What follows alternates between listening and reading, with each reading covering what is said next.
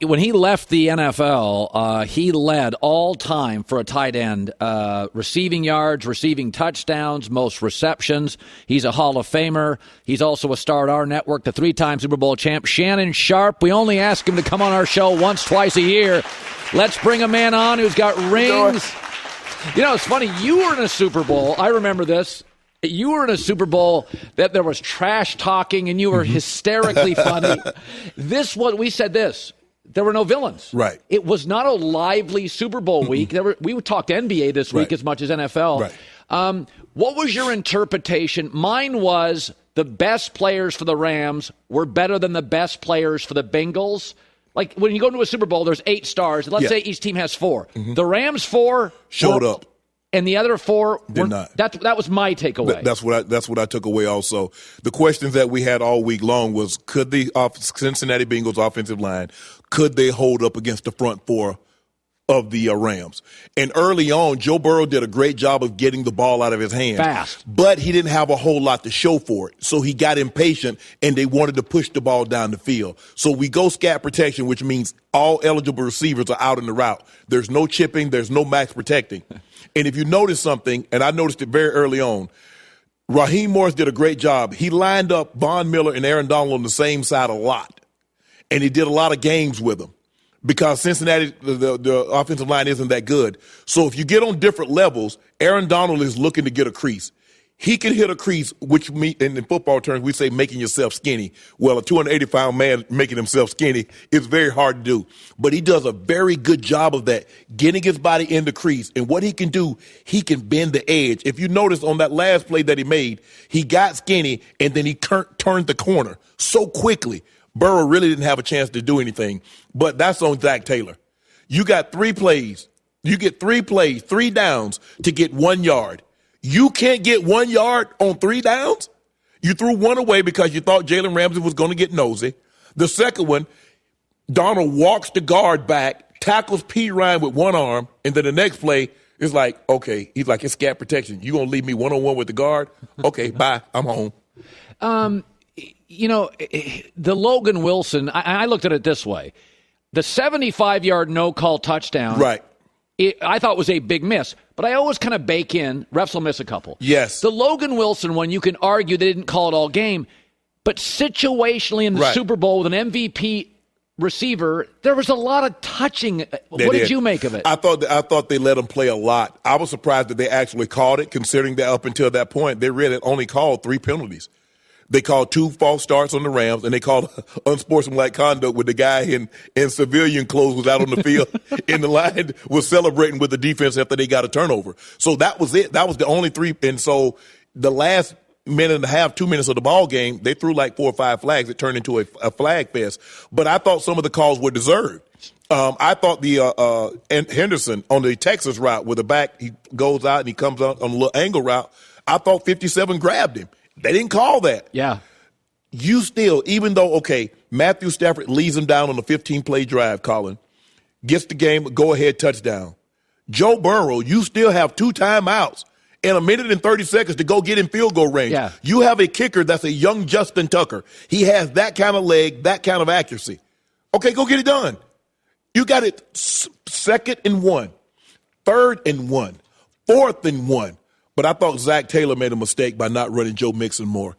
A lot of times you get into the game, Colin, like this, and you have young, talented quarterbacks, you try to play to them.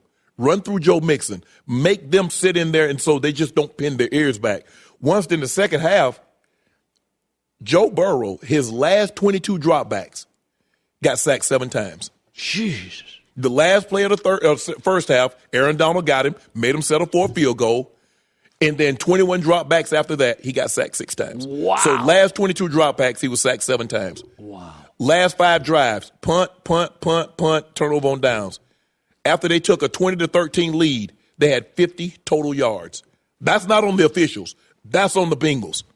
Yeah, and I said this to start my show. Teams will tell you what the tape says by their game plan. Mm-hmm. Cincinnati told you, we're not going to be able to block their front. I mean, they were just getting the ball. Burrow had his fastest release point all year. Yes. Like the coaches told you, we're going to be overwhelmed up front. But that's not their offense. Their offense is to push the ball down the field. That's right. So let me do what I feel. Yeah, that's good. Because if you mentioned it, they got a 75-yard touchdown. They got a 46-yard catch from Jamar Chase. So that's 121 yards. They had 263 passing. So the other 21 of 31, they had 140 yards passing. What do you make? You know, it's funny about this, Shannon. So you had 12 great years with the Broncos, a very functional organization, and then you went to the Ravens. So it's hard for you to relate to Matt Stafford's first 13 yards. You had Mr. Boland. Yep. You had really good teammates. That's not to say all your teams were great. But when you missed on a draft pick or you had injuries, the functionality of your career. I look at Stafford, and I put his numbers up against Aaron Rodgers today in the playoffs with one functional year. Right. Did you think Matt would be this good this quickly? Yeah, I knew it was good because sometimes you can be a great actor in a bad movie and people think you suck. He was a great player in a dysfunctional organization and people thought he sucked. One of the biggest plays of the game is he threw a no-look pass. He's looking at the tight end. I love that. The safety drives the tight end because he thinks he throws it to him, and he throws the ball to Cooper Kupp, who's coming on the end cut in behind it. He's done that play 100 times in Detroit. Who cares? You're in Detroit. You're not in the playoffs. You're losing. But he did it in the Super Bowl. He has unbelievable ability, and I'm glad he got an opportunity to showcase it on a big stage. This changes the perception of how people will look at Matthew Stafford moving forward. Because guess what would have been said? Had Tom Brady done that very drive, they'd have had a parade. They wouldn't have waited till Tuesday. They'd have had a parade last night. He did exactly what Tom Brady had done.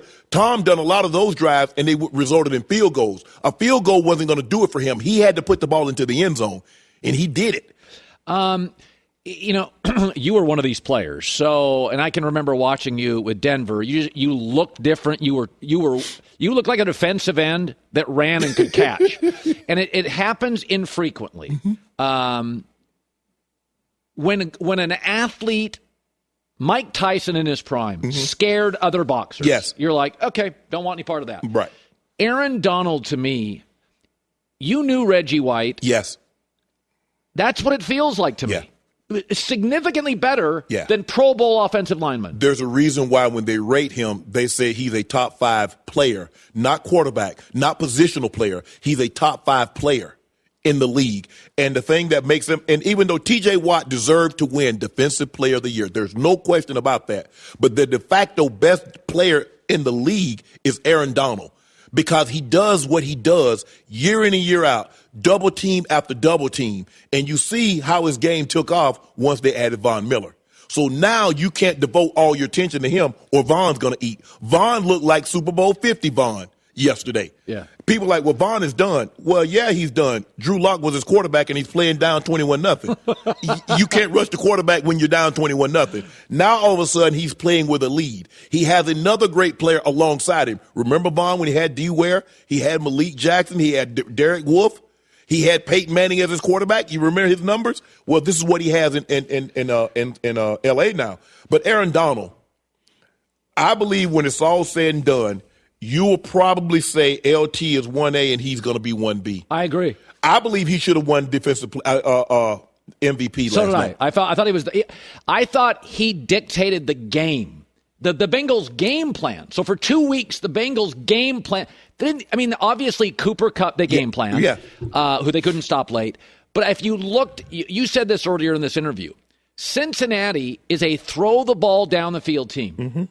They did that against Tennessee's pass rush. Yes. Cincinnati coaches said, yeah, we won't be able to do that. Right. When I can force you over 2 weeks of practice to say, yeah, we're going to have to, here's our fastball. We can't throw it. Right.